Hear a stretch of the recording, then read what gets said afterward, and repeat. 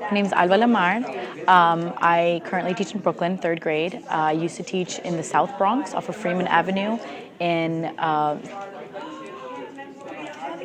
Fannie Lou Hamer Middle School.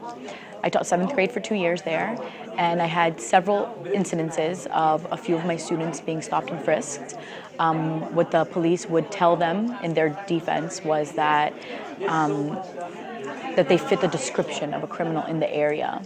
But it seemed to be very recurring. I had a very specific incident of 3 of my young boys, Latino and black. 2 were Latino, 1 was black. They were young boys, 13, 14 years old, and they had been stopped, put against walls, held up by very large policemen. And they're young boys. I mean, they're about my size, smaller. I'm, about my height. I'm 5'3", and they were about my size, and held up against walls by these policemen, questioned, not even really questioned, actually just like felt around and then pushed away. And they were terrified. These 3 boys actually came to me very specifically, and one of them had tears in his eyes, and he said, "I've never been, treated like that in my life, and I know it's happened to my friends, and I know it's happened to my relatives, but it had never happened to him." And that was the first time it happened to him, and he was 13. And it was traumatizing for me as a teacher to have to just be there for my students in that time of pain and that feeling of persecution. And I also had one student that was, the police had been called on him because they thought that he had stolen something from a store.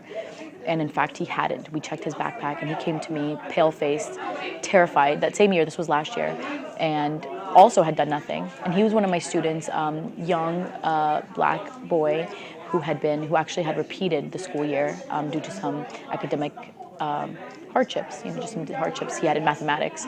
But he was also terrified, so a lot of these boys came to me very, very scared, and they came to their teacher because they didn't know who else could fend for them.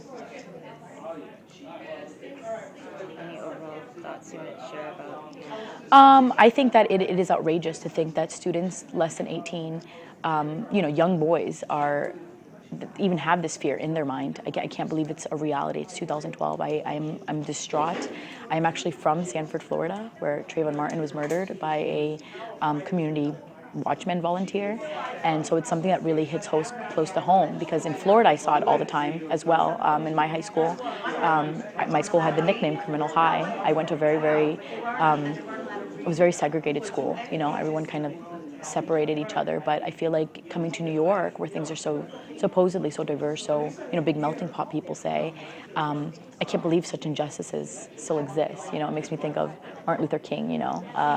Injustice anywhere is a threat to justice everywhere. It's outrageous that in this day and time, this is still a reality, and kids still walk around with so much fear.